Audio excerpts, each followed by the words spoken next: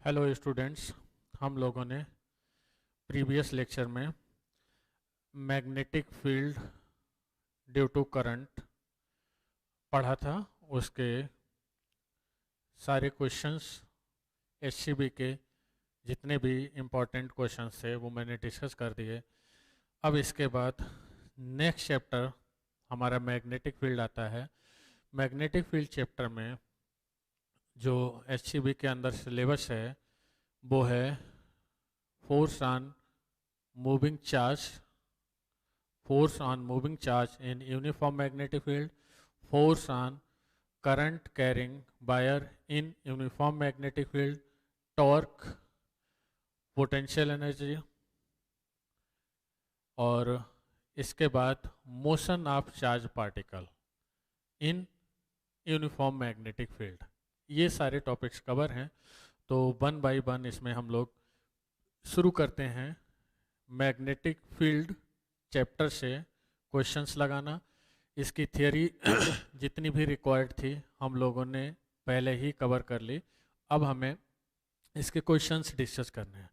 चलिए हम magnetic field chapter में शुरू करते हैं। Question number 3। क्वेश्चन नंबर 3 क्या है? ए magnetic field of 4 × 10⁻³ K cap Tesla exert a force of 4I cap plus 3J cap into 10⁻10 Newton on a particle having a charge of 1 × 10⁻9 coulomb and going in xy plane. Find the velocity of the particle. Okay. Question number 3 है हमारा। हम यहाँ से शुरू करते हैं। इसमें magnetic field हमें ये दे रखा है B = 4 × 10⁻³ K कैप टेस्ला, ये मैग्नेटिक फील्ड गिवन है, और फोर्स की वैल्यू जो गिवन है वो है 4I cap plus 3J cap into 10⁻10 Newton. ये मैग्नेटिक फील्ड और ये फोर्स है।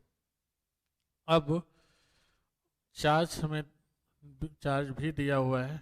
चार्ज दिया हुआ है 1 × 10⁻9 कूलम, और एक्स बाई प्लेन में ये मूव कर रहा है। एक्स बाई प्लेन में मूव करने का मतलब ये हुआ कि वेलोसिटी इसकी एक्स बाई प्लेन में ही होगी। मींस वेलोसिटी का एक कंपोनेंट एक्स में होगा और एक कंपोनेंट बाई में होगा। तो वेलोसिटी ही हमें निकालनी है। हम ये कर लेते हैं B = BXI cap plus BY J cap. हमने ये वेलोसिटी मान ली। अब देखिए ये आपका 2 डायमेंशन मोशन के बारे में बताया गया है। तो 1 डायमेंशन में तो अपने स्केलर फॉर्म में फार्मूले से काम चला लेते हैं, लेकिन जब मोर देन 1 डायमेंशन आता है, 2 डायमेंशन या 3 डायमेंशन आता है, तो उसके लिए अपने को वेक्टर फॉर्म में ही फार्मूले लगाने पड़ेंगे। तो F = क्या हो जाएगा? Q B × B। तो F की वैल्यू क्या है?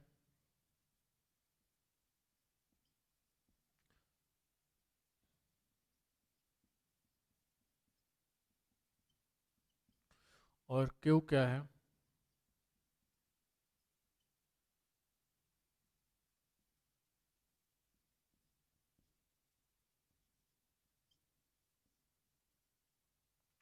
मैग्नेटिक फील्ड क्या है? ये है। चलिए अब अपने क्या करते हैं, ये 10 की पावर ये 10 की पावर एडजस्ट कर देते हैं। ये 4 × 10⁻12 हो गया। और हमें मालूम है I क्रॉस I जिस cap J cap K cap, anti clockwise जो सीक्वेंस होती है क्रॉस प्रोडक्ट की वो हमेशा पॉजिटिव होती है, ऐसे। तो B आई क्रॉस के करेंगे, आई क्रॉस के क्रॉस आई प्लस जे कैप होता है, बट आई क्रॉस के करेंगे उल्टी सीक्वेंस में जाएंगे तो माइनस जे कैप आ जाएगा, minus B X J cap. J cross K करेंगे ये anticlockwise plus B by I cross K ये क्लॉकवाइज सीक्वेंस में मिलेगा अपने को तो माइनस जे कैप आ गया। जे क्रॉस के जे क्रॉस के आई कैप आपका तो ये हमें मिलेगा, तो 4 I cap plus 3 J cap into 10⁻⁻10।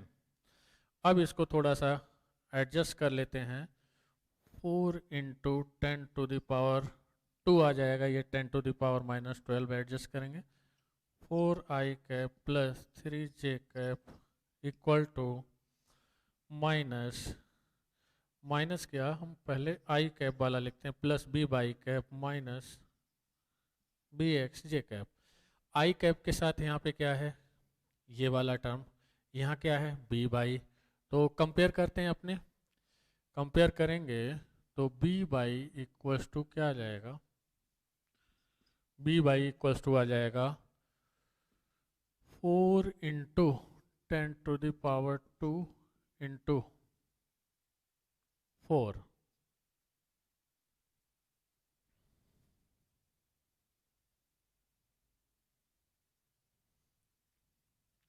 और जे कैप को कंपेयर करेंगे तो B X equal to minus 4 into 10⁻² into 3।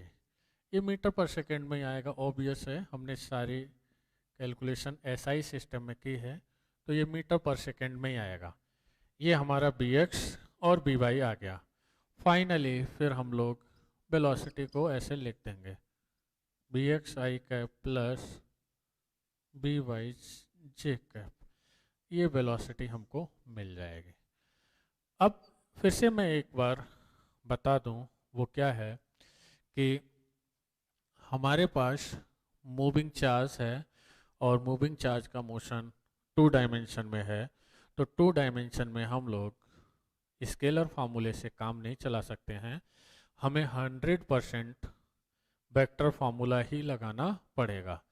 तो वेक्टर फार्मूले के लिए हम लोगों ने ये F equal to Q B cross B कर लिया, F की वैल्यू क्यू बी को हम लोग 2 डायमेंशन में ही मान के चलेंगे, B X I cap plus B by J cap, और उठा के हम लोग जो है कैलकुलेशन करेंगे, फिर कंपैरिजन कर लेंगे आई कैप का आई कैप के साथ, जे कैप का जे कैप के साथ, हमें वेलोसिटी मिल जाएगी। चलिए इसके बाद हम नेक्स्ट क्वेश्चन की बात करते हैं। नेक्स्ट क्वेश्चन मतलब हो गया question number 4। An experimenter's diary reads as follows, a charge particle is projected in a magnetic field of 7 I cap minus 3 J cap into 10⁻⁻6 tesla. The acceleration of particle is found to be rectangle I cap plus 7 j cap into 10⁻⁻6 meter per second square. The number the number of the lift of I cap in the last expression was not readable.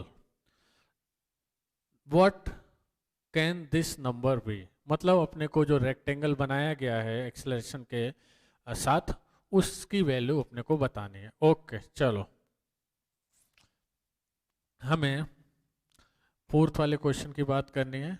Magnetic field B equal to दिया हुआ है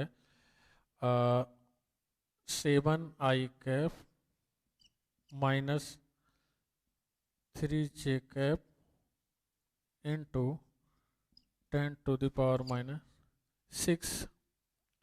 Tesla, और acceleration हमें दिया हुआ है delta I cap plus 7 J cap into 10⁻⁻⁶ metre पर second square. फिर अपने को ये डेल्टा की वैल्यू बतानी है। हमें देखो पता है कि F इक्वल टू क्या होता है, क्यू बी क्रॉस बी। मतलब ये है कि फोर्स हमारा वेलोसिटी के भी नॉर्मल है और साथ ही साथ फोर्स मैग्नेटिक फील्ड के भी नॉर्मल है। इसका मतलब ये जब फोर्स नॉर्मल है तो एक्सेलरेशन भी वेलोसिटी के नॉर्मल होगा। और जो दो नॉर्मल वेक्टर्स होते हैं अपने को मालूम है, जो नॉर्मल वेक्टर्स होते हैं उनका डॉट प्रोडक्ट हमेशा ही ज़ीरो होता है। तो हम ए और बी ऐसे लिख देते हैं, A dot B equal to 0। A आपका क्या है, delta I cap plus 7j cap 10⁻⁻⁶ dot product B 7i cap minus 3j cap 10⁻⁻⁶ equal to 0। अब देखिए पावर से तो कोई खास लेना देना नहीं है।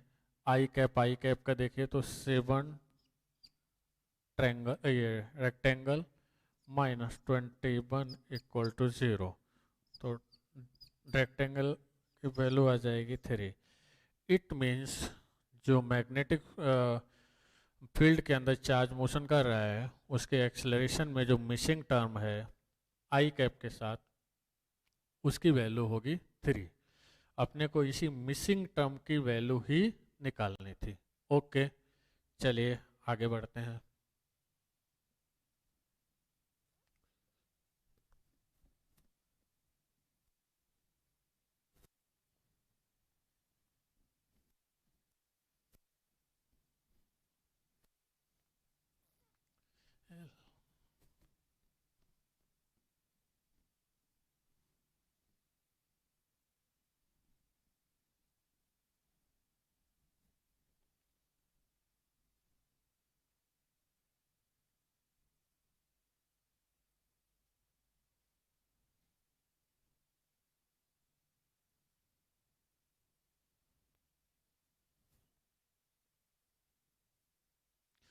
अब चलिए बात करते हैं क्वेश्चन नंबर 5 की। क्वेश्चन नंबर 5 क्या है, a 10 gram bullet having a charge of 4 micro coulomb is fired at a speed of 270 meter per second in a horizontal direction. A vertical magnetic field of 500 microtesla exists in the space. Find the deflection of the bullet due to magnetic field as it travels through 100 meter. Make appropriate approximations.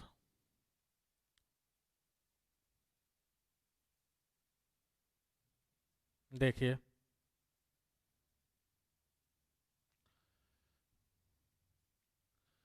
हमें magnetic field, uniform magnetic field लेके चलते हैं और vertical है, मतलब अपने जो है मान लेते हैं कि ये वर्टिकली डाउनवर्ड है। ये मैग्नेटिक फील्ड, अब इसमें सपोज कीजिए इस तरीके से चार्ज पार्टिकल एंटर करता है। जब इस तरीके से चार्ज पार्टिकल एंटर करता है तो 100 मीटर ट्रेवल करने के बाद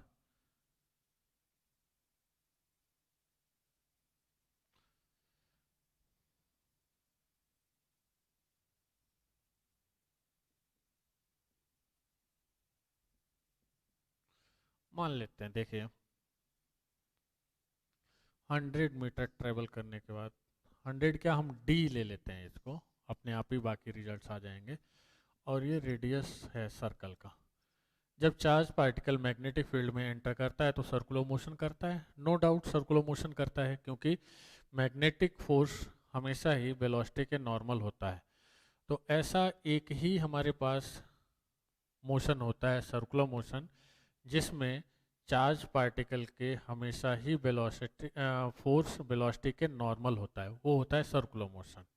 डी डिस्टेंस ट्रेवल करने के बाद डिफ्लेक्शन मतलब एंगल थीटा अपने से पूछा है, ये रेडियस होगी। और सेंटर कैसे पता करेंगे वो भी मैं बता देता हूँ। ये वेलोसिटी है बी और थीटा एंगल से वेलोसिटी घूम गई, ऐसे थीटा एंगल से वेलोसिटी घूम गई। यहाँ पे नॉर्मल बनाओ और यहाँ पे नॉर्मल बनाओ। तो सर्कल के केस में कोई भी दो नॉर्मल, सर्कल के केस में कोई भी दो नॉर्मल जहाँ पे इंटरसेक्ट करते हैं वही सर्कल का सेंटर हो जाता है। तो यहाँ से यहाँ तक ये रेडियस के बराबर, यहाँ से यहाँ तक ये रेडियस के बराबर, और डिस्टेंस डी ट्रेवल, ये एंगल थीटा है। तो आप ध्यान से समझिए, ये एंगल भी थीटा होगा। क्यों थीटा होगा? ये इसके नॉर्मल है, क्योंकि नॉर्मल है ये, और ये इसके नॉर्मल है। इन दोनों के बीच एंगल थीटा है तो इन दोनों के बीच भी थीटा होगा। दो लाइन के बीच का एंगल हमेशा ही उनके नॉर्मल के बीच के एंगल के बराबर होता है। मैं एक बार फिर से ये बात बता दूं, ये दो लाइन है, इसका नॉर्मल ऊपर वाले का ये लिया, नीचे का वाले का ये लिया, इसको हम L1 मानते हैं, इसको L2। ये L1 का परपेंडिकुलर है और ये L2 का परपेंडिकुलर, ऐसे। तो दो लाइन के बीच का एंगल हमेशा ही उनके नॉर्मल के बीच के एंगल के बराबर होता है। और R की वैल्यू क्या होती है अपने को पता है, mv/q। ये आगे सीख भी लेंगे, एक बार थोड़ा सा थियरी इसमें भी हम डिस्कस कर लेंगे। अब यहाँ पे डिफ्लेक्शन आपको निकालना है, तो साइन थीटा इक्वल टू क्या हो जाएगा, d/r। Sine theta equal to D, R की जगह हम रखेंगे mv/q। तो कैलकुलेशन कर लेंगे, वैल्यू रख लेंगे, अपने आप हमें जो है डिफ्लेक्शन पता चल जाएगा। डिफ्लेक्शन का मतलब एंगल थीटा, अपने आप ही हम इसकी वैल्यू को फाइंड कर सकते हैं। डिफ्लेक्शन का मीनिंग अपने यही लेंगे, इनिशियल डायरेक्शन के साथ मैग्नेटिक फील्ड के अंदर कितना एंगल वेलोसिटी रोटेट कर गई। इनिशियल हमने पॉजिटिव एक्स में ली थी, पॉजिटिव एक्स के साथ कितना रोटेट कर गई, थीटा। तो अपने थीटा एंगल को निकाल देंगे, इसी को अपने क्या नाम देंगे, एंगल ऑफ डिफ्लेक्शन। चलिए अब इसके बाद नेक्स्ट क्वेश्चन हम सेवंथ वाले क्वेश्चन की बात करते हैं। सेवंथ वाले क्वेश्चन में क्या है, consider a 10 centimetre long portion of a straight wire carrying a current of 10 ampere placed in a uniform magnetic field 0.1 Tesla, making an angle of 53 degree with the wire. What magnetic force does this wire experience? Okay. देखिए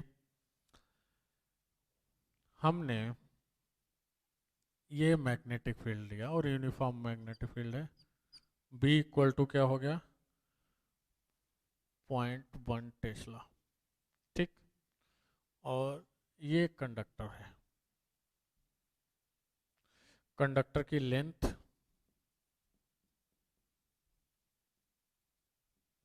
मतलब 0.1 metre दे रखी है, ठीक। Wire के साथ कितना angle बना रहा है, 53 degree. What magnetic force does the wire experience?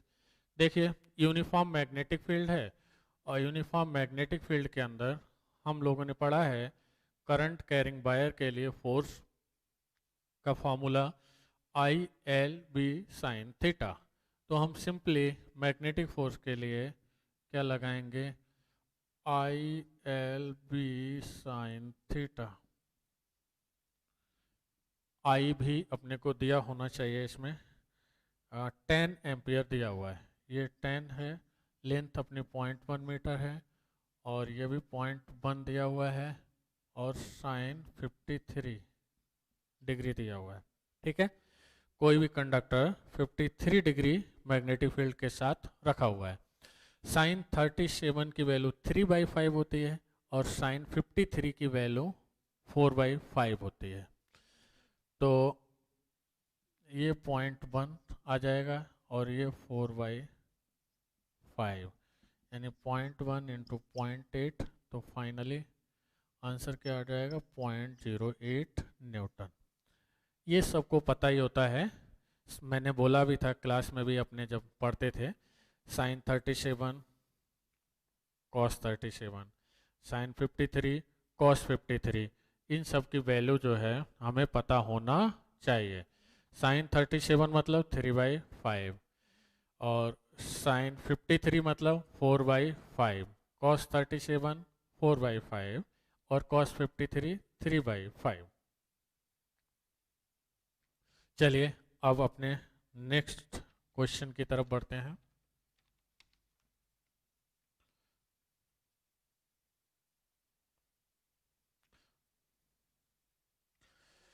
Next question हम लोग जो है 10th वाले क्वेश्चन की बात करते हैं।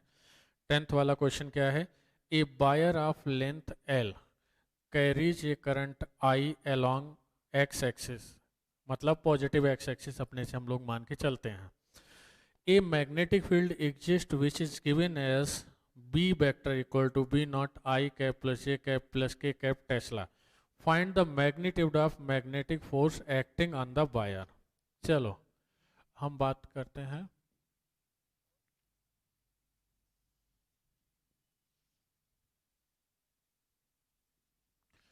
ये हमने एक L लेंथ का वायर इधर पॉजिटिव एक्स में रखा, और मैग्नेटिक फील्ड हमको दिया हुआ है B naught I cap plus J cap plus K cap Tesla. तो देखिए इसमें कोई भी वेरिएबल टर्म मैग्नेटिक फील्ड के अंदर इन्वॉल्व नहीं है, मतलब मैग्नेटिक फील्ड कांस्टेंट है, और 3D मैग्नेटिक फील्ड है एक्स वाई और जेड। तो इसमें अपने डायरेक्टली एंगल भी डिसाइड नहीं कर सकते, जैसे कि हमने अभी क्वेश्चन किया था 7th number ILB sin theta लगा दिया, तो इसमें थोड़ा मुश्किल काम है। तो जब आपका 2D 3D वाली बातें आए, वो चाहे लेंथ वेक्टर की हो चाहे आपका मैग्नेटिक फील्ड की हो, तो हमेशा वेक्टर फॉर्म इस्तेमाल करेंगे। तो इसमें हम लेंथ वेक्टर लिखेंगे, ये क्या आ जाएगा LI cap, positive x direction में करंट जाते हुए लेते हैं, तो F इक्वल टू क्या आ जाएगा I current L cross B। I तो I है, ये LI कैप, और B की जगह क्या रखेंगे B naught I cross I cap plus J cap plus K cap. देखिए ILB not, I cross I 0, I cross J K cap, और I cross K minus J cap. मैं फिर से एक बार बनाता हूँ I J K, ये हमारी एंटी क्लॉकवाइज जो सीक्वेंस होती है क्रॉस प्रोडक्ट की, वो पॉजिटिव, और क्लॉकवाइज में जब जाते हैं तो नेगेटिव। तो I cross I 0, I cross J क्या आ जाएगा K कैप। इसके बाद I cross K cross I करेंगे तो plus J cap, I cross K करेंगे तो माइनस J कैप आ जाएगा। तो मैग्नेटिक फोर्स की वैल्यू क्या आ गई ILB नॉट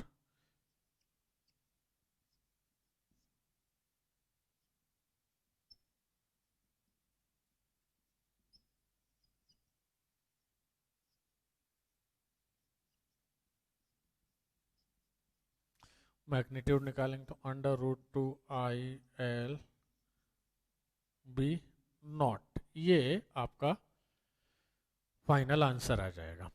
अपने को 2 से 3 बातें अच्छे से खास ध्यान रखनी है इसमें। यूनिफॉर्म मैग्नेटिक फील्ड है तो उसमें फार्मूले तो अपने डायरेक्ट वाले लग जाएंगे, और दूसरी चीज़ जब भी 2 डायमेंशन या 3 डायमेंशन की बात होगी तो फार्मूले हम लोग हमेशा वेक्टर फॉर्म वाले लगाएंगे, क्योंकि उस केस में 2 क्वांटिटी के बीच में या तो वेक्टर लगा के पहले डायरेक्शन निकालो तो उसमें काम और बढ़ता है। तो इससे बेहतर है कि हम डायरेक्ट वेक्टर फॉर्म इस्तेमाल करके सॉल्व कर लें। चलिए अब आगे बढ़ते हैं 12th क्वेश्चन की तरफ।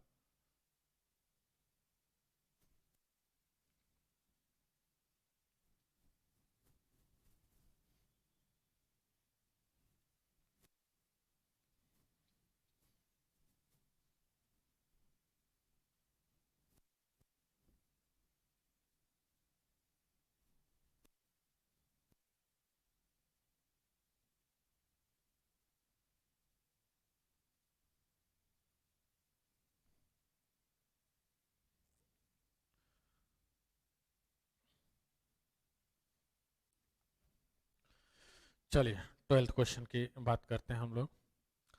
इस circular loop of radius small A carries a current I is placed in two-dimensional magnetic field. The center of the loop coincides with the center of the field, as shown in figure 34E4. The strength of magnetic field at the periphery of the loop is B. Find magnetic force on the wire.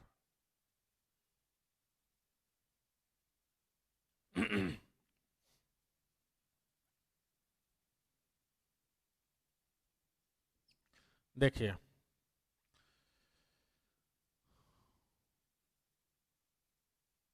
ये हमें circular loop दिया हुआ है,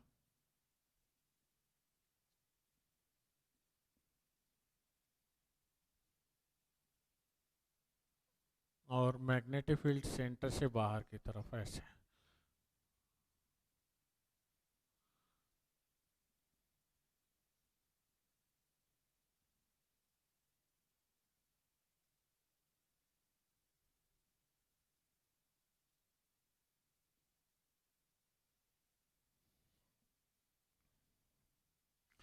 चलिए ये magnetic field, एक चीज़ तो तय है, यहाँ पे मैग्नीट्यूड बी है, ये बात तो तय है, ये यूनिफॉर्म मैग्नेटिक फील्ड नहीं है।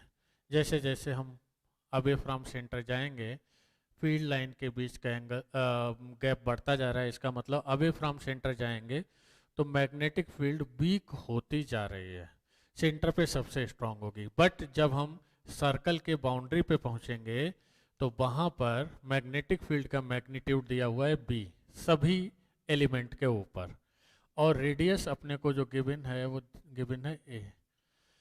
अब ये तो तय है जब नॉन यूनिफॉर्म मैग्नेटिक फील्ड है उसके अंदर लूप प्लेस है तो जीरो फोर्स लूप के ऊपर पॉसिबल नहीं है। अगर यूनिफॉर्म फील्ड होती तो हम लोगों ने ये थियरी में समझा हुआ है, तो लेंथ वेक्टर जीरो होता क्लोज लूप में और मैग्नेटिक फोर्स जीरो हो जाता। लेकिन ये नॉन यूनिफॉर्म मैग्नेटिक फील्ड का केस है, इसलिए इसमें मैग्नेटिक फोर्स रिजल्टेंट जीरो नहीं होगा। कितना होगा वो हमें देखना है। चलिए मैग्नेटिक फील्ड देखिए रेडियली आउटवर्ड है, हम लोगों ने ये फॉर्मूला पढ़ा हुआ है करंट कैरिंग एलिमेंट के लिए वेक्टर फॉर्म में आई एल क्रॉस बी। तो मैग्नेटिक फोर्स की डायरेक्शन एक एलिमेंट पे डिसाइड करते हैं। चलिए हम इसको लेते हैं, हमेशा ही राइट हैंड थंब रूल हमें लगाना होता है, एल क्रॉस बी करो तो इनवर्ड जा रहा है। हर पॉइंट पे जितने भी एलिमेंट्स आएंगे ये सर्कल में सब पे मैग्नेटिक फोर्स डाउनवर्ड हो जाएगा। जब डाउनवर्ड हो जाएगा तो रिजल्टेंट फोर्स आपका क्या आ जाएगा, आई एल बी साइन 90। आई तो आई है और लेंथ की जगह क्या आ जाएगी, ये पूरी बाउंड्री की लेंथ, पूरी बाउंड्री की लेंथ क्या आएगी 2 पाई ए इंटू बी। तो ये इतना मैग्नेटिक फोर्स का मैग्नीट्यूड आ जाएगा। और इस गिवन केस में आप देखोगे, इस गिवन केस में मैग्नेटिक फोर्स की वैल्यू हर पॉइंट पे डाउनवर्ड है, मतलब इनवर्ड है, बोर्ड के अंदर है, इसीलिए रिजल्टेंट फोर्स ये मिल जाएगा। अगर ये यूनिफॉर्म मैग्नेटिक फील्ड होता तो यूनिफॉर्म मैग्नेटिक फील्ड के केस में क्या होता है, हमेशा ही नेट फोर्स लूप के अंदर जीरो होता है। मैंने बताया भी था पढ़ाते वक्त, ये जो फार्मूला है लेंथ एल आ रही है, इट मीन्स ये पूरे लूप के ऊपर फोर्स है, मतलब नेट फोर्स की बात करता है। ओके चलो, अब अपने 13th वाले क्वेश्चन पे आते हैं।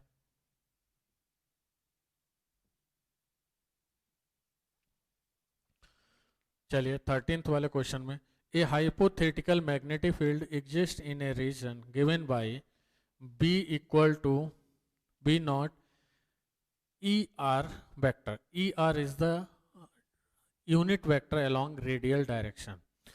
A circular loop of radius a carrying a current I is placed with its plane parallel to xy plane and center at 0, 0, d.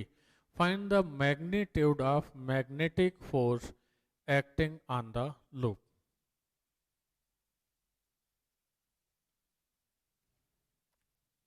चलिए,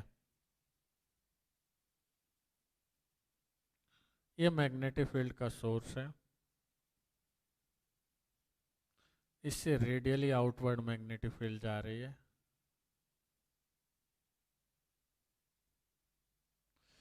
और हमारे मतलब की फील्ड ये वाली है।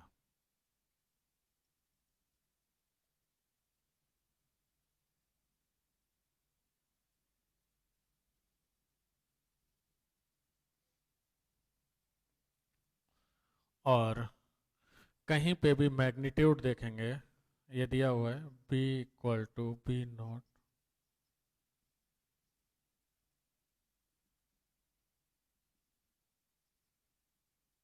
B equal to B not.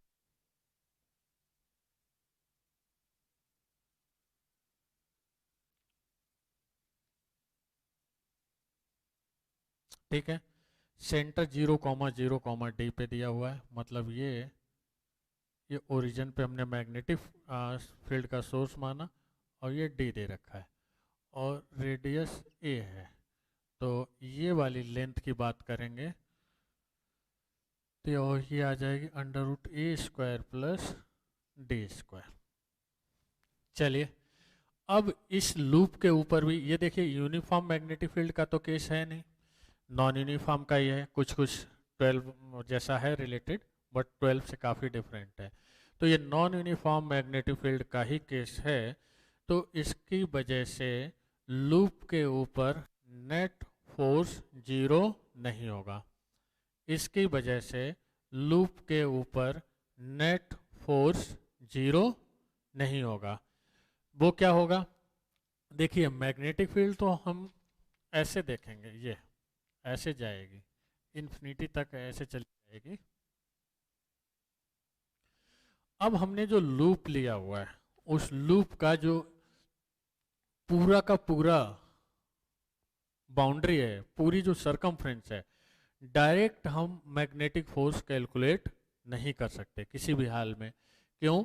क्योंकि हमें नॉन यूनिफॉर्म मैग्नेटिक फील्ड है और हर एलिमेंट के ऊपर जो मैग्नेटिक फोर्स की डायरेक्शन है वो डिफरेंट आनी ही है। मैग्नेटिक फोर्स की डायरेक्शन डिफरेंट आनी ही है। अब देखिए, जैसे हम एक लूप यहाँ पे लेते हैं और एक यहाँ पे लेते हैं, ये करंट की डायरेक्शन हमने ली, ये करंट की डायरेक्शन ली और इसको हम इसमें कन्वर्ट करते हैं, करंट की डायरेक्शन को ऐसे L×B करेंगे तो थंब हमारा इधर जा रहा है। अब इसमें सोचने वाली बात यह है, जैसे मैं समझाने की कोशिश करता हूं, देखिए ये हमने रिंग लिया हुआ है, मैग्नेटिक फील्ड हमारी इस तरीके से है, ऐसे ऐसे देखो, ये मैग्नेटिक फील्ड है। अब L×B करो तो ऐसे थंब जाएगा, मतलब ये है कि जो फोर्स की डायरेक्शन है वो L के भी नॉर्मल होगी और जो पोजीशन है हमारी ये इसके भी नॉर्मल होगी। बस अब ये डिसाइड ये हमें करना है कि ये नॉर्मल डायरेक्शन इधर जाएगी या इधर जाएगी।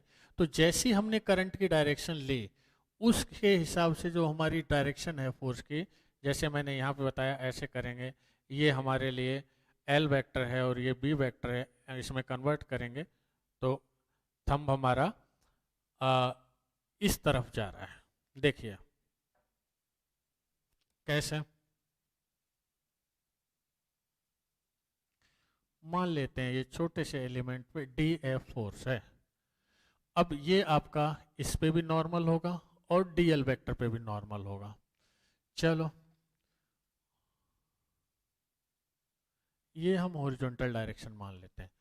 इसके बीच एंगल हमने थीटा माना, तो ये एंगल भी थीटा ही होगा। क्यों?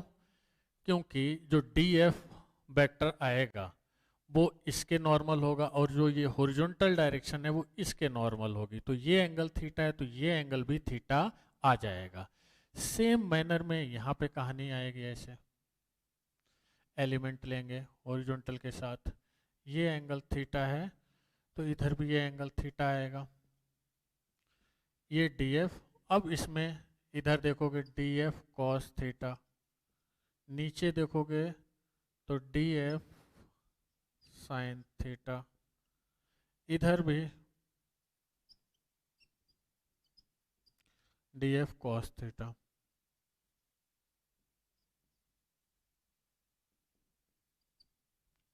नीचे हो जाएगा डी एफ साइन थीटा। अब आमने सामने के एलिमेंट्स देखो, ये तो कैंसिल हो जाएंगे और नीचे की ओर बचेंगे डी एफ साइन थीटा और डी एफ साइन थीटा। तो जितने भी एलिमेंट्स आएंगे इस सर्कुलर लूप के ऊपर, उन सारे एलिमेंट्स के जो वर्टिकल कंपोनेंट डाउनवर्ड कंपोनेंट हैं वो एडअप हो जाएंगे और ये हॉरिजॉन्टल वाले कैंसिल हो जाएंगे। तो नेट फोर्स अपने कैसे निकालेंगे? इंटीग्रेशन से F equal to D F sine theta. हम चाहें तो दो एलिमेंट लेके इंटीग्रेशन कर सकते हैं, चाहें तो एक। हमने दो एलिमेंट जानबूझ के इसलिए दिखाए जिससे आपको ये समझ में आ जाए कि हॉरिजॉन्टल कंपोनेंट का कैंसिलेशन किस मैनर में होता है, और बाकी हम एक ही एलिमेंट से लेके सॉल्व कर लेते हैं। और डी एफ की वैल्यू क्या होगी? आई डीएल लेंथ मान लेते हैं, बी साइन 90। मैं फिर बता दूं, ये हमारा रिंग है, ये देखिए ये कप का जो ऊपर वाला पार्ट ये रिंग है और हमने ये मैग्नेटिक फील्ड लिया हुआ है, देखो ध्यान से, ये ऐसे रेडियली आउटवर्ड। तो ये और इसके बीच का ये एंगल हमेशा ही 90 होगा, अच्छे से देखिएगा ये 90 ही मिलेगा। तो ये आपका डीएफ की वैल्यू हो गई आई डी एल बी, और इसमें हर एलिमेंट के लिए कोन जैसा बनेगा, इस तरीके के कोन जैसी शेप बनेगी फील्ड की। तो थीटा सभी के लिए सेम रहेगा, जिसको अपने कोन एंगल बोलते हैं, सेमी वर्टेक्स एंगल बोलते हैं, सबके लिए थीटा सेम होगा। तो F इक्वल टू हम लोग क्या लिख सकते हैं?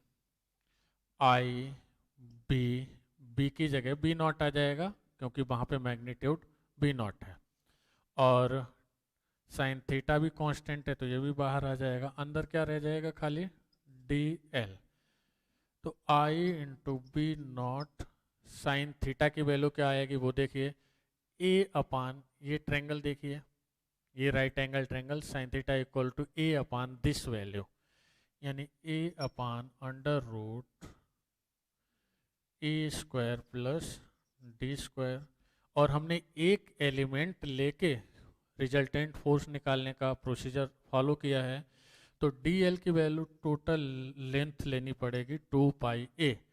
अगर हमने दो एलिमेंट लिए होते तो यहाँ पे 2f sine D F sine theta आता, और फिर इंटीग्रेशन हमें हाफ रिंग में ही करना पड़ता, क्योंकि एक साथ दो एलिमेंट लेंगे तो आधा पार्ट आपका खुद ब खुद कवर हो जाएगा, आधे में इंटीग्रेट करेंगे तो आधा अपने आप उसके अंदर आ जाएगा, वैल्यू वही आनी है फाइनली। तो रिजल्टेंट फोर्स की वैल्यू क्या आ गई? आई बी नॉट 2 पाई और ये A square 2 pi I B naught A square upon under root A square plus D square. ठीक है, तो कुल मिला के दोनों ही क्वेश्चंस काफ़ी अच्छे क्वेश्चन ये थे, दोनों ही नॉन यूनिफॉर्म मैग्नेटिक फील्ड के केस थे। नॉन यूनिफॉर्म मैग्नेटिक फील्ड के केस में नेट फोर्स जीरो नहीं होगा क्लोज लूप के ऊपर। क्लोज लूप के ऊपर जो नेट फोर्स वाली बात हमने जीरो वाली बात की थी वो केवल और केवल यूनिफॉर्म मैग्नेटिक फील्ड में होगा। नॉन यूनिफॉर्म के केस में हमने यहाँ पे दो क्वेश्चन करके दिखाए, अच्छे से समझाया है।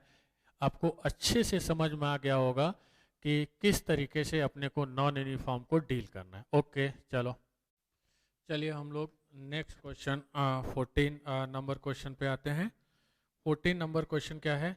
ए rectangular wire loop of with A is suspended from the insulated pan of a spring balance as shown in figure 84E5.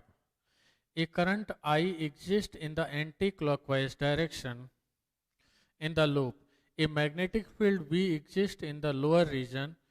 Find the change in tension of the spring if current in the loop is reversed. Okay.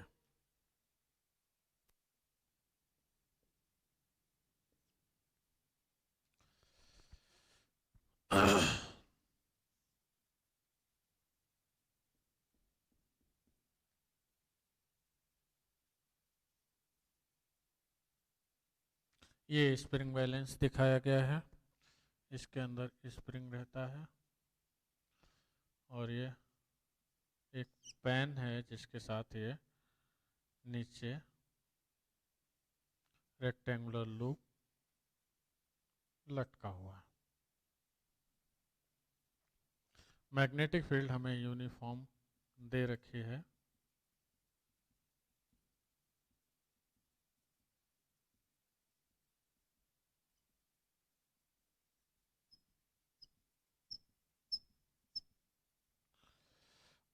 और ये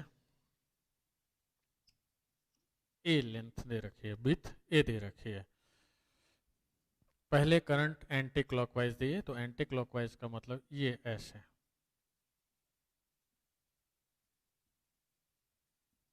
मान लेते हैं first case में यहाँ पे tension T है। अब देखिए जो भी लूप का मास अगर कैपिटल एम मान के चलें तो वेट इसका वर्टिकली डाउनवर्ड काम करेगा mg, सेंटर ऑफ मास पे। अब इस पे मैग्नेटिक फोर्स इस वाले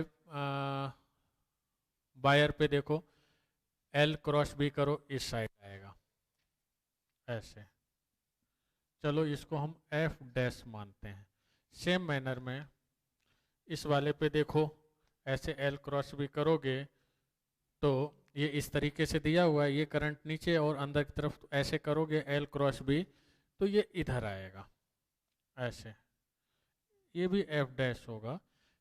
ये वायर और ये वायर बिल्कुल सिमेट्रिक कंडीशन में है, बस डायरेक्शन फोर्स की अपोजिट होगी तो ये दोनों तो कैंसिल हो जाएंगे। और ये वाला पार्ट मैग्नेटिक फील्ड से बाहर है तो इस पर मैग्नेटिक फोर्स होगा नहीं, तो ले दे के मैग्नेटिक फोर्स जो लोअर वाला वायर है उसी के ऊपर रह जाएगा। और मैग्नेटिक फोर्स उसके ऊपर कैसा लगेगा ये अपने को देखना है। देखिए लेंथ वेक्टर इधर है और मैग्नेटिक फील्ड नीचे, तो L क्रॉस B करो, यानी कि मैग्नेटिक फोर्स इस वाले पे जो लगेगा वो ऊपर की ओर लगेगा। इसको चलो हम F ले लेते हैं। तो अब फ्री बॉडी डायग्राम बनाओ, अलग से मैं समझा देता हूँ। फ्री बॉडी डायग्राम बनाओगे, टेंशन T1 ऊपर हो गया, mg नीचे हो गया, और जो मैग्नेटिक फोर्स लगेगा नीचे वाले पार्ट पे वो ऊपर हो गया। मैग्नेटिक फोर्स की value I A B sine 90, फिर क्या हो जाएगा I A B, ये मैग्नेटिक फोर्स की वैल्यू होगी। तो T1 plus F equal to क्या हो जाएगा mg, तो T1 की वैल्यू क्या आ जाएगा mg minus I A B, ये T1 की वैल्यू आ गई।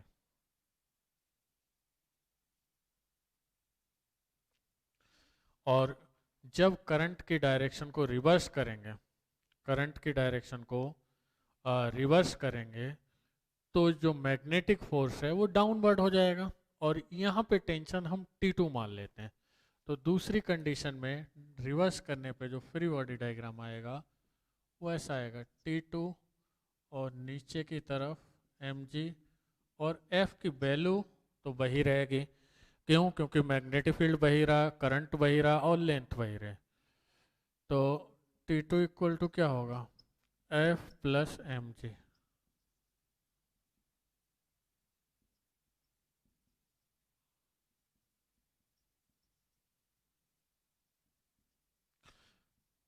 ये हम इक्वेशन नंबर 2 लिख देते हैं। अब find the difference in tension बोला है। इसमें आप देखेंगे तो क्वेश्चन में क्या बोला है, find the change in tension of the spring, मतलब स्प्रिंग फोर्स जो हमने T12 माना है, if current in the loop is reversed. Okay, तो हम T2 माइनस T1 कर देंगे तो mg तो कट जाएगा और ये क्या आ जाएगा 2IAB, तो ये आ जाएगा 2IAB, ये हमारा डिफरेंस आ जाएगा। चलिए अब हम नेक्स्ट क्वेश्चन की बात करते हैं 18 वाले की। 18 वाला क्वेश्चन क्या है, a wire carrying a current I is kept in xy plane along the curve A sin 2 pi by lambda into x. A magnetic field B exists in the z direction. Find the magnitude of magnetic force on the portion of the wire between x equal to 0 to x equal to lambda. Okay. देखिए हमने ये x direction ली, ये by ली, ये Z ली,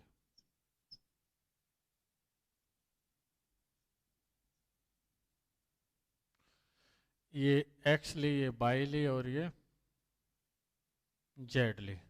ठीक है, तो buyer हमें ऐसे रखा हुआ है साइन कर्व के हिसाब से, तो इतने पार्ट पे ये x इक्वल टू 0 हुआ और ये x इक्वल टू लैम्डा हुआ। इतने पार्ट पे अपने को मैग्नेटिक फोर्स निकालना है और मैग्नेटिक फील्ड आपकी जेड डायरेक्शन में है और यूनिफॉर्म है। ठीक है, तो हम लोगों ने क्या पढ़ा हुआ है, यूनिफॉर्म मैग्नेटिक फील्ड के अंदर हमें कंडक्टर के एंड के बीच की डायरेक्टली लेंथ लेनी है, एंड कंडक्टर के एंड के बीच की डायरेक्टली लेंथ लेनी है। शेप क्या है, साइज क्या है, वो हमारे लिए मैटर नहीं करती है। तो हमें x इक्वल टू 0 से लैम्डा तक की बात करनी है, तो डायरेक्ट लेंथ वेक्टर हमारे लिए क्या हो गया, ये हो गया है L equals to lambda. Length vector क्या हो गया, L इक्वल्स टू लैम्डा। और इसको हम किधर मानेंगे, करंट की डायरेक्शन के हिसाब से ये पॉजिटिव x माना जाएगा और मैग्नेटिक फील्ड आपकी पॉजिटिव z में है, तो B इक्वल टू बी और थीटा की वैल्यू 90 हो गए। तो अपने मैग्नेटिक फोर्स निकाल देंगे, सीधा फॉर्मूला लग जाएगा ILB साइन थीटा। इसमें वन डायमेंशन में ही फील्ड और वन डायमेंशन में ही लेंथ वेक्टर है, तो वेक्टर फॉर्म लगाने की ज़रूरत नहीं है, फिर भी लगाने की इच्छा है तो लगा सकते हैं। L और यहाँ पे लैम्डा और B साइन 90, तो ये आ जाएगा I लैम्डा B। ये लेंथ आ जाएगी। ऐसे अगर आपका काफ़ी लॉन्ग वायर है तो कोई प्रॉब्लम नहीं, जहाँ से जहाँ तक आपको मैग्नेटिक फोर्स निकालना है, जिस पोर्शन के ऊपर, जिस पार्ट के ऊपर मैग्नेटिक फोर्स निकालना है, उस पार्ट की एक्स एक्सिस के अलॉन्ग क्या वैल्यू है, लेंथ है, वही देखना है, सारी डिस्टेंस देखने की ज़रूरत नहीं है। ओके, चलिए अब क्वेश्चन नंबर हम 20 की बात करते हैं।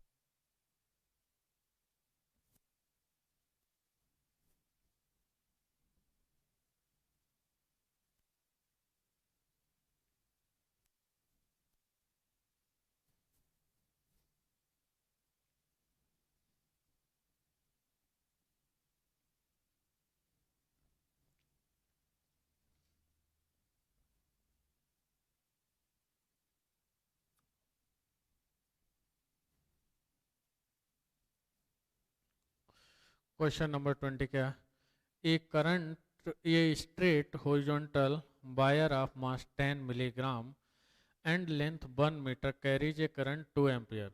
What minimum magnetic field B should be applied in the region so that the magnetic force on the wire may balance its weight? Okay.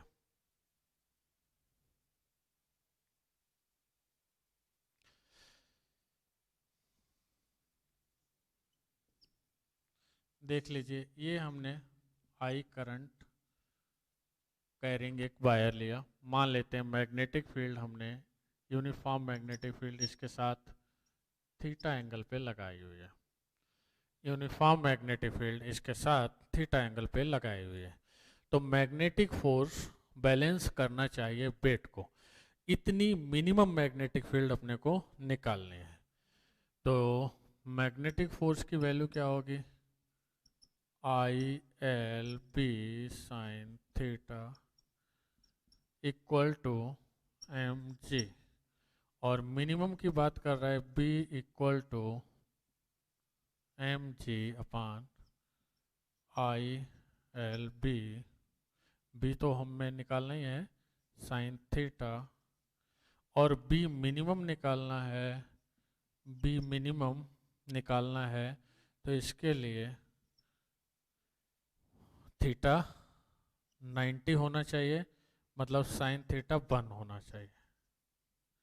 तो बी मिनिमम हमारा कितना आएगा, देखो M G divided by I into L. ये minimum magnetic field हमें चाहिए जिससे कि हम वायर को लिफ्ट मैग्नेटिक फोर्स से कर सकें। चलिए, ये आपका 20 नंबर क्वेश्चन हो गया। अब अपने बात करते हैं 22 वाले क्वेश्चन की।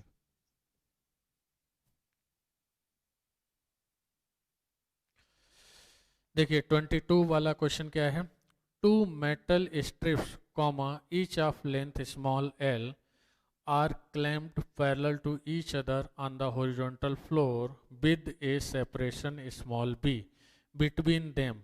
A wire of mass small m lies them perpendicularly as shown in figure 34E8.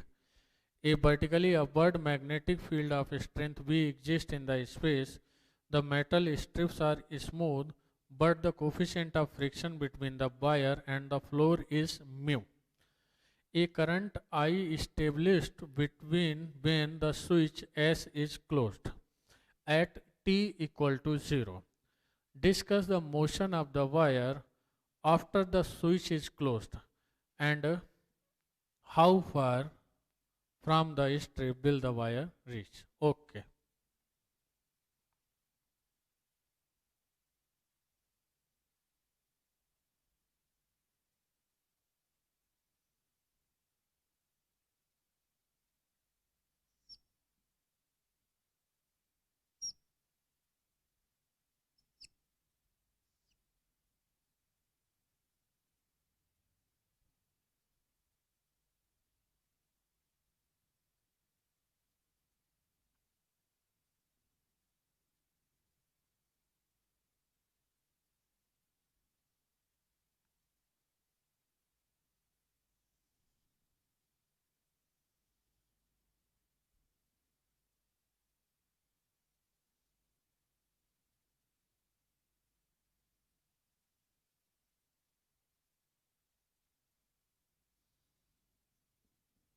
ये मेटलिक स्ट्रिप्स हैं जिनके ऊपर ये वायर मोशन करेगा।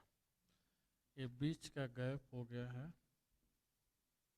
स्मॉल बी, और मैग्नेटिक फील्ड डॉट से दिखाई गई है। डॉट से दिखाने का पर्पज यही है कि मैग्नेटिक फील्ड आपकी आउटवर्ड होगी।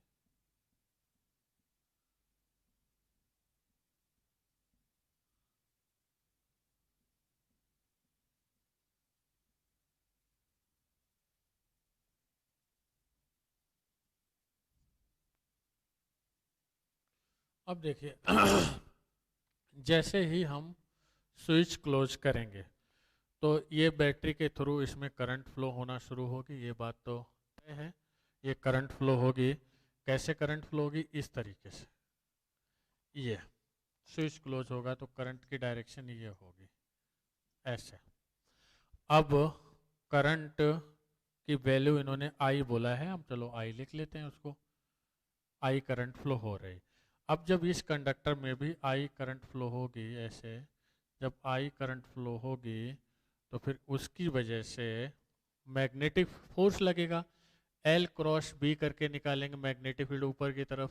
थंब हमारा किधर जा रहा, पॉजिटिव एक्स में। इसका मतलब ये है कि फिर इस वायर के ऊपर पॉजिटिव एक्स में एक मैग्नेटिक फोर्स लगेगा, इस वायर के ऊपर पॉजिटिव एक्स में एक मैग्नेटिक फोर्स काम करेगा। अब ध्यान रखने वाली बात यह है, देखो ये करंट ऐसे आई, यहाँ से एंटर करेगी और यहाँ से ऐसे निकल जाएगी, इतने पार्ट में भी नहीं होगी, इधर भी। तो जो मैग्नेटिक फोर्स इफेक्टिवली लगेगा वो इस वाले पे लगेगा, ये लेंथ और ये लेंथ में करंट ही नहीं होगी। तो इसलिए ऊपर और नीचे की लेंथ को मैग्नेटिक फोर्स में काउंट नहीं करना, इसलिए इन्होंने ये दे रखा है कि दोनों के बीच का गैप कितना है, बी। इसका मतलब हमें बी ही लेना है, और ये स्ट्रिप की लेंथ एल दे रखी है। अब देखिए ये स्मूथ है, तो जब मैग्नेटिक फोर्स लगेगा उसकी पहले हम बात कर ही लेते हैं। मैग्नेटिक फील्ड ऊपर की ओर, लेंथ वेक्टर पॉजिटिव बाई में, तो एंगल तो 90 डिग्री हो गया, आई एल बी साइन 90, ये फॉर्मूला होता है। आई की जगह आई रखेंगे, एल की जगह ये वाली लेंथ रखेंगे जो किसके बराबर है, बी के बराबर, और बी ये आ गया। देखिए सब चीज़ें कांस्टेंट हैं, तो ये फोर्स भी कांस्टेंट होगा, और हमेशा ही F equal to M A होता है, दुनिया में कहीं पे भी फोर्स मिले। तो फोर्स कांस्टेंट है तो एक्सेलरेशन भी कांस्टेंट होगा, तो ए इक्वल टू क्या होगा, आई बी बी अपान एम, ये कांस्टेंट है। ठीक है, ये कांस्टेंट है, तो इसका मतलब ये ट्रांसलेशनल मोशन फिर करता हुआ इन स्ट्रिप के ऊपर ये वायर ट्रांसलेशनल मोशन करता हुआ आएगा। कब तक मैग्नेटिक फोर्स लगेगा, जब तक कि ये वाला वायर इन स्ट्रिप्स के ऊपर रहेगा। जैसे ही इन स्ट्रिप्स से उतरेगा, नीचे आ जाएगा, तो उसके बाद सर्किट ब्रेक हो जाएगा और करंट जीरो हो जाएगी इसके अंदर, फिर मैग्नेटिक फोर्स नहीं लगेगा, बट स्पीड आ चुकी होगी, उस स्पीड से आगे जाएगा, और वायर और ग्राउंड के बीच में या जो भी टेबल हमने लिया उसके बीच का फ्रिक्शन दिया है, तो उससे स्पीड घटना शुरू होगी। ठीक है, तो पहले हम मोशन ऑन मेटलिक स्ट्रिप बात करते हैं।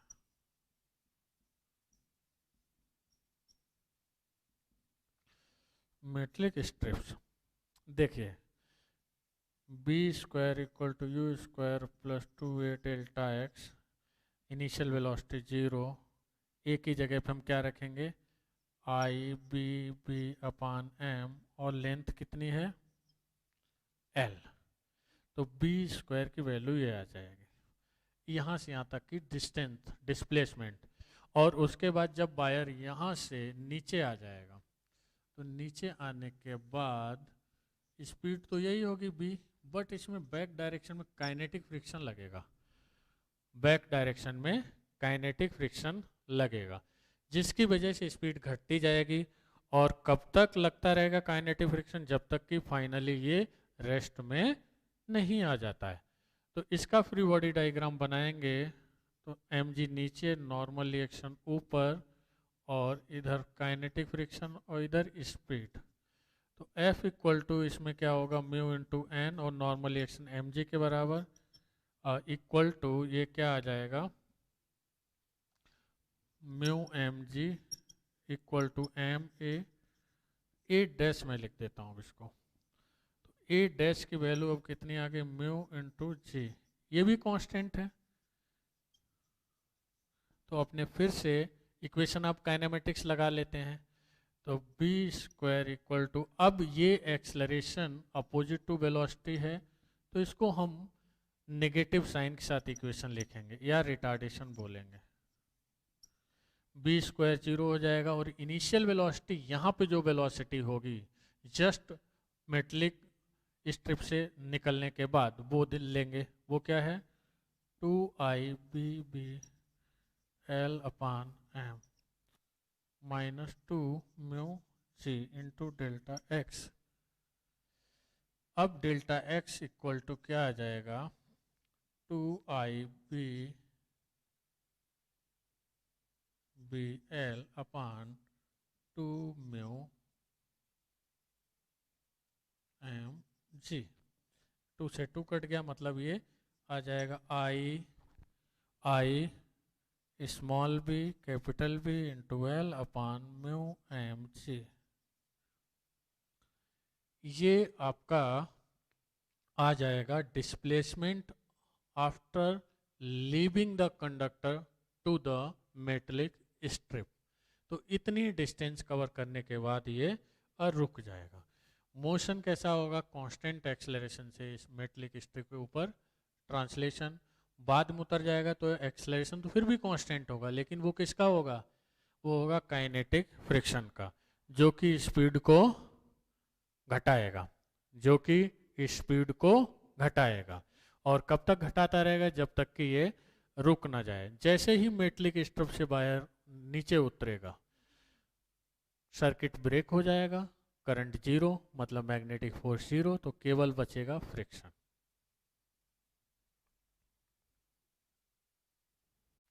चलिए हम लोग नेक्स्ट क्वेश्चन 25 वाले पे आते हैं। Figure 34E10 shows a circular wire loop of radius A carrying a current I, placed in perpendicular to magnetic field B. Part A. Consider a small part dl of the wire. Find the force on this part of the dl, the wire exerted by magnetic field. Find the force of compression in the wire. Okay.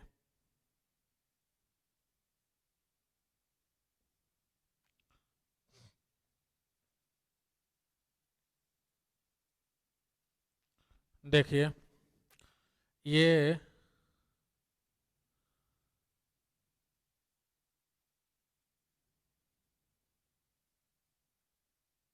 Wire दिया हुआ है हमें और uniform magnetic field inward दी हुई है।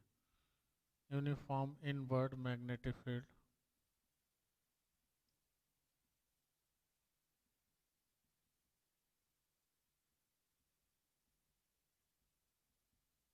ये दे रखी है। रेडियस हमें ए दिया हुआ है और ये पार्ट। देखिए मैग्नेटिक फील्ड और डीएल वेक्टर ये दोनों नॉर्मल तो हैं ही, एक दूसरे के दिख ही रहे हैं। डी मैग्नेटिक फील्ड इनवर्ड है और जो सर्कुलर लूप दिया हुआ है वो बोर्ड के प्लेन में है। तो हर पॉइंट पे हम कोई भी छोटा सा पार्ट लें इसमें, चलो हम यहाँ पे छोटा सा पार्ट ले लेते हैं डीएल लेंथ का।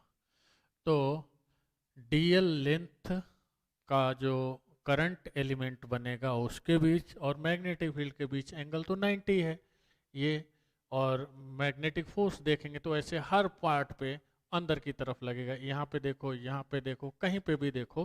पहले पार्ट में तो खाली अपने को मैग्नेटिक फोर्स की वैल्यू पूछ रहा है, तो वो आ जाएगी IL/B sin 90।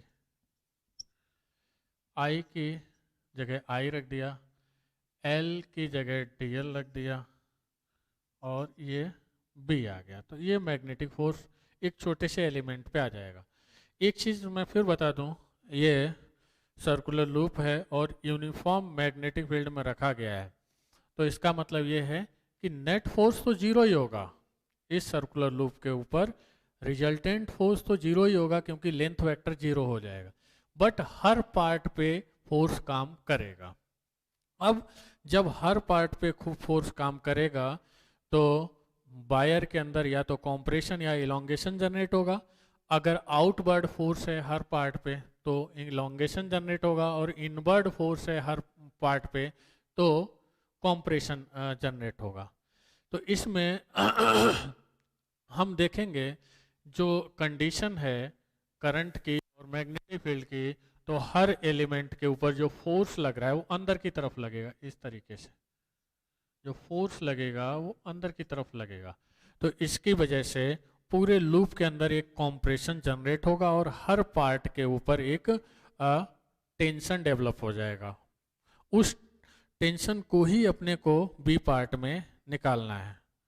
Force of compression मतलब टेंशन जो डेवलप होगी वही निकालनी है।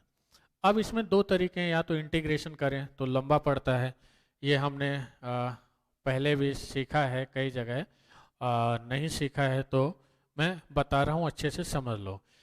जब पूरा लूप इक्विलिब्रियम में है तो इसका मतलब क्या है, पूरे लूप के ऊपर नेट टॉर्क और नेट फोर्स जीरो है, तो उसके हर पार्ट के अंदर भी इक्विलिब्रियम कंडीशन होनी चाहिए।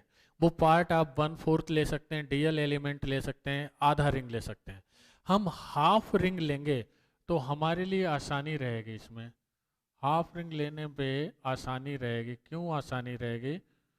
उसका कारण है कि हाफ रिंग जब हम लेते हैं तो अपने को end to end direct length decide करने में आसानी हो जाती है।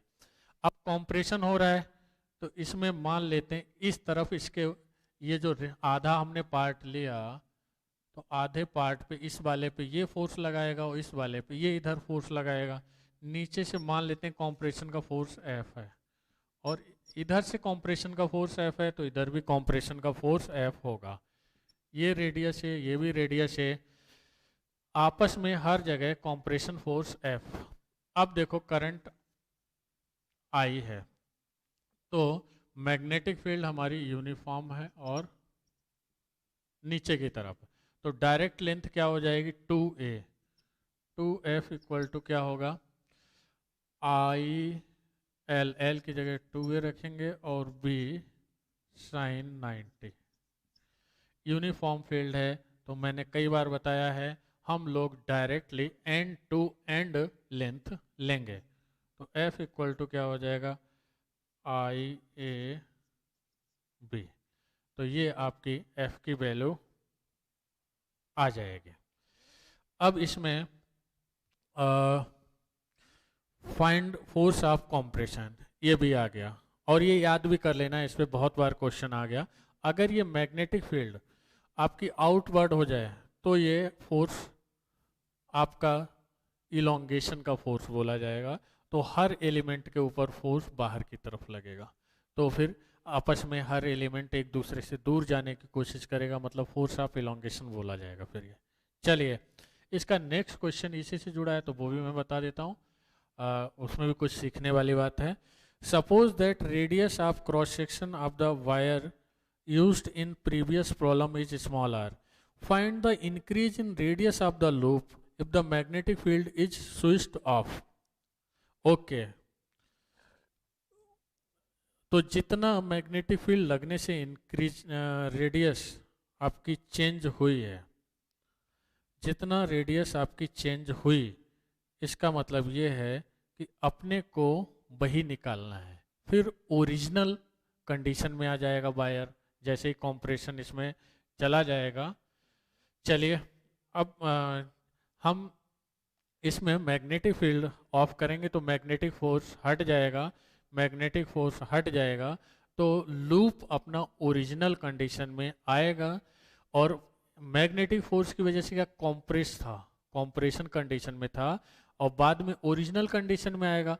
कॉम्प्रेशन में आने से रेडियस थोड़ी सी कम हो जाएगी, तो जैसे ही स्विच ऑफ करेंगे तो रेडियस थोड़ी सी बढ़ जाएगी, वो बढ़ जाएगी, वही अपने को निकालना है। देखिए, हमें मालूम है कि इलास्टिसिटी का फोर्स ये होता है F इक्वल टू के इंटू डेल्टा एल। इसके लिए हम लिखेंगे बाई और ये डेल्टा एल, और F की वैल्यू हमने यहाँ पे निकाली हुई है वो रख देंगे, तो डेल्टा एल इक्वल टू आ जाएगा F into L upon by A. तो ए की वैल्यू क्या होगी, पाई स्मॉल आर स्क्वायर, और एल की वैल्यू टोटल लेंथ क्या होगी, 2 पाई कैपिटल आर। तो डेल्टा एल क्या आ जाएगा, 2 पाई इंटू डेल्टा आर। अब उठा के हम यहाँ पे रख देते हैं, डेल्टा एल की जगह क्या रखेंगे, 2 pi into delta R equals to F की जगह क्या रखेंगे, आई ए बी, और लेंथ की जगह क्या रखेंगे, 2 पाई आर, और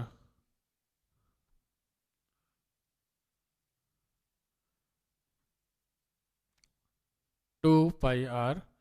यहाँ पे रेडियस मैंने कैपिटल आर लिख दी है, तो आर और ए का मीनिंग हम एक ही लेंगे, जो कि ए दे रखी है तो हम ए लिख देंगे, कोई दिक्कत नहीं। ये तो हम लोग आई ए की जगह आर लिखेंगे तो फिर ये हो जाएगा इसको सॉल्व कर लेते हैं थोड़ा सा। 2 पाई आर हो गया और नीचे हो जाएगा by into pi R square. तो ये वाला पाई इससे चला गया, ये वाला 2 इससे चला गया, तो डेल्टा आर इक्वल टू आ जाएगा आई और B R square I B R square upon by pi R square. बस मैंने दूसरे वाले क्वेश्चन में रेडियस को कैपिटल आर लिख दिया है, वो ए ही समझना है हमें, जैसा कि हमने पहले पार्ट में लिया था।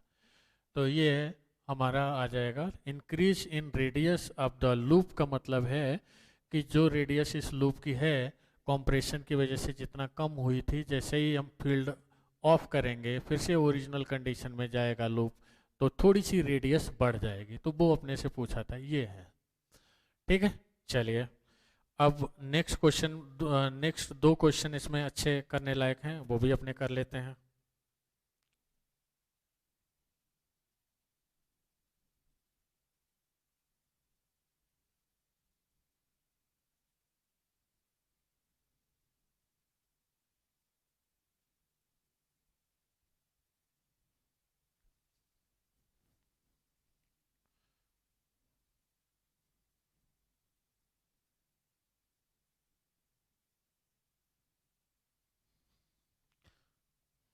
चलिए नेक्स्ट क्वेश्चन हम बात करते हैं 27 का।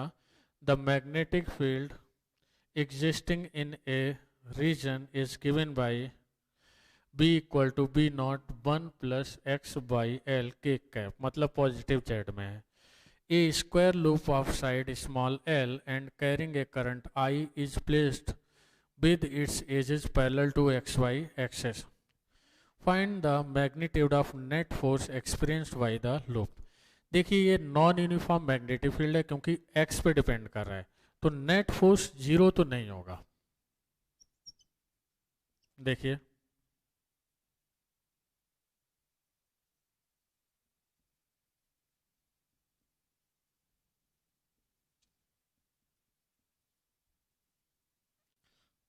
देखिए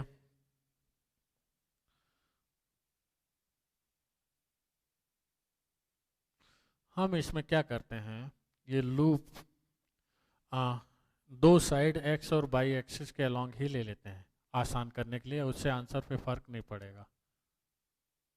ये हमने ले ली ऐसे, ठीक है। और करंट इसमें आई दे रखी है,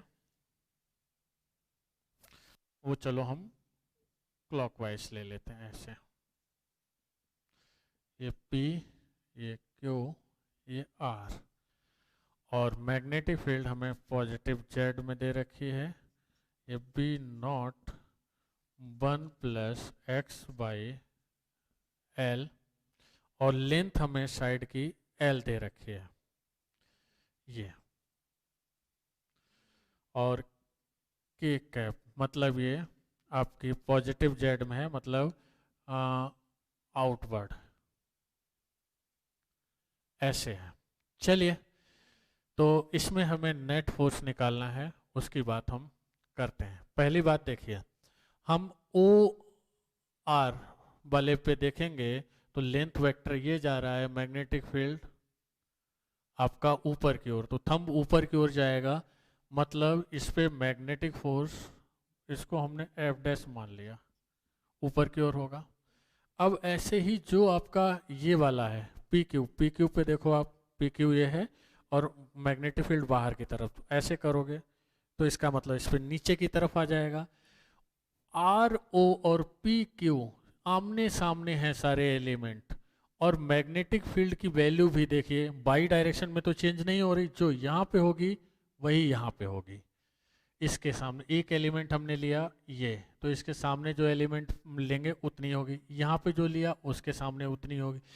एक एलिमेंट को दूसरे सामने वाले एलिमेंट से कंपेयर करेंगे तो मैग्नेटिक फील्ड की वैल्यू सेम बैठेगी, इसलिए नेट फोर्स जो आर ओ पे होगा भाई पी क्यू पे होगा, दोनों को मिला के हो जाएगा 0।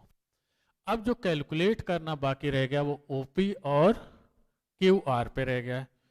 तो हम बात करते हैं अब ओ पी पे। ओ पी बाई एक्सिस पे हमने ले लिया आसान करने के लिए, तो यहाँ एक्स इक्वल टू क्या है 0 और x इक्वल टू 0 है, तो मैग्नेटिक फील्ड आपका क्या आ जाएगा बी बी नॉट के कैप, मतलब पॉजिटिव जेड में आ गया। मैग्नेटिक फील्ड पॉजिटिव जेड में आ गया। तो और कांस्टेंट है, देखिए कोई इसमें वेरिएबल वाली बात है ही नहीं, बाई एक्सिस के लॉन्ग वैसे भी कोई वेरिएशन नहीं है, तो B cross L cross B करेंगे तो थंब इधर जा रहा है पॉजिटिव एक्स में, तो इस पे हमने मान लिया जो फोर्स लग रहा है उसकी वैल्यू है F1। तो F1 की वैल्यू क्या हो जाएगी आई, L की जगह क्या लिखेंगे L और B की जगह बी नॉट साइन 90। ये फोर्स आ गया OP के।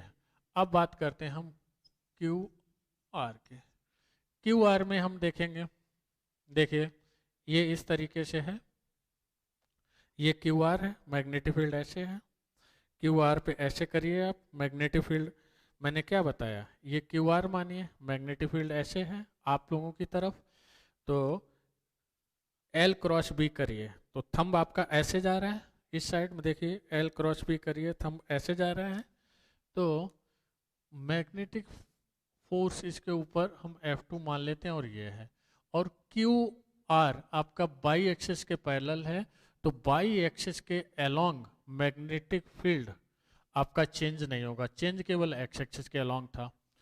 तो इसमें मैग्नेटिक फील्ड अगर हम देखेंगे, एक्स की वैल्यू यहाँ पे कितनी है एल, इस वायर के लिए एक्स की वैल्यू एल है जो कि ऊपर से नीचे तक फिक्स है, तो जो भी मैग्नीट्यूड आएगा मैग्नेटिक फील्ड का वो फिक्स रहेगा।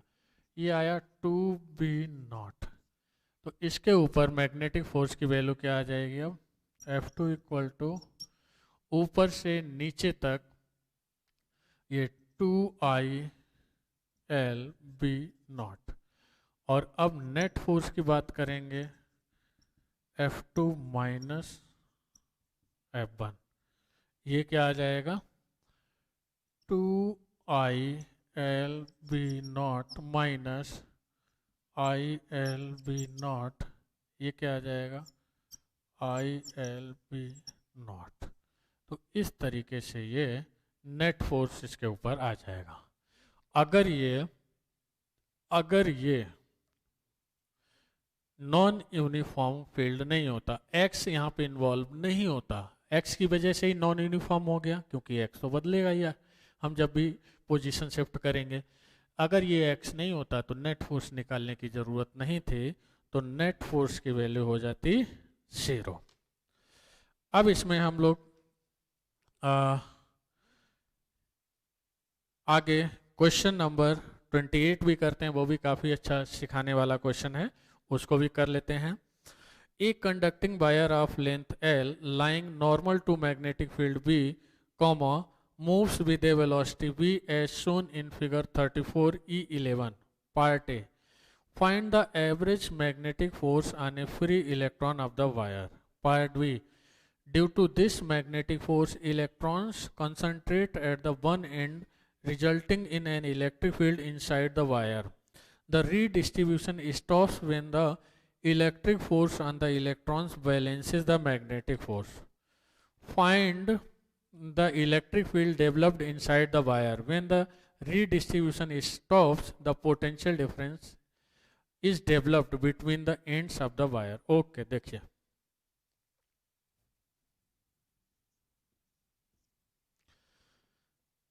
हमें, देखिए ये कंडक्टर दे रखा है,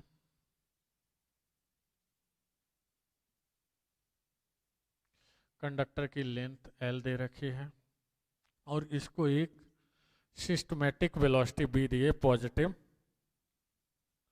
x डायरेक्शन, और ये यूनिफॉर्म मैग्नेटिक फील्ड के अंदर मूव कर रहा है। तो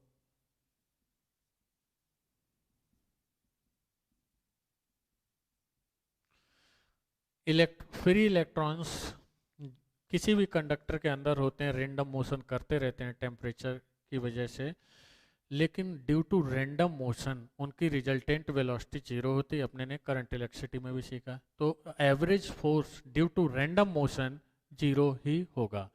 तो अपने ये मानेंगे कि जितने भी फ्री इलेक्ट्रॉन इसमें हैं सब में एक सिस्टमेटिक वेलोसिटी बी आई है जो हमने बाहर से दी है, और मैग्नेटिक फील्ड ये अंदर की तरफ। तो इनकी जो वेलोसिटी है वो हमें बी माननी है सारे फ्री इलेक्ट्रॉन्स की। तो मैग्नीट्यूड फोर्स का क्या आ जाएगा, F equal to Q B B sine theta. देखिए वेलोसिटी पॉजिटिव एक्स में, मैग्नेटिक फील्ड नेगेटिव जेड में, तो 90 डिग्री एंगल हुआ ना, तो ये ई बी बी साइन 90, ये मैग्नेटिक फोर्स आ जाएगा। अब दूसरी बात है, इस मैग्नेटिक फोर्स की वजह से, चलिए B क्रॉस B करिए, वेलोसिटी ये है, मैग्नेटिक फील्ड अंदर, B क्रॉस B करिए, पहले वेक्टर को दूसरे वेक्टर में टर्न करिए, तो आपका थंब ऊपर जा रहा है, इट मीन्स इसके अंदर क्या होगा, पॉजिटिव चार्ज ऊपर इकट्ठा हो जाएगा और नेगेटिव चार्ज नीचे इकट्ठा हो जाएगा। तो एक इलेक्ट्रिक फील्ड इसके अंदर डेवलप होगी, यूनिफॉर्म इलेक्ट्रिक फील्ड डेवलप होगी। ये इलेक्ट्रिक फील्ड क्या करेगी, ये इलेक्ट्रिक फील्ड क्या करेगी, इलेक्ट्रॉन्स के लिए ऊपर भेजेगी, और जबकि मैग्नेटिक फोर्स क्या करते हैं, इलेक्ट्रॉन्स को नीचे भेजते हैं। ये ड्यू टू इलेक्ट्रिक फील्ड है मोशन इनका, और नीचे ड्यू टू मैग्नेटिक फोर्स, ये ड्यू टू मैग्नेटिक और ये ड्यू टू इलेक्ट्रिक। तो जब सफिशिएंट चार्ज कलेक्ट हो जाता है तो उस केस में क्या होती है, इलेक्ट्रिक फील्ड भी स्ट्रांग हो जाती है।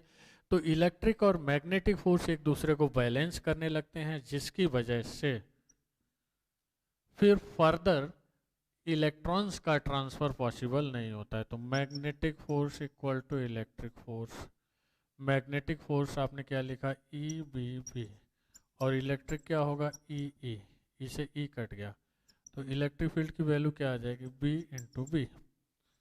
अब ये यूनिफॉर्म इलेक्ट्रिक फील्ड आया, तो जाहिर सी बात है हाइयर पोटेंशियल, इलेक्ट्रिक फील्ड हमेशा higher potential to lower potential होती है।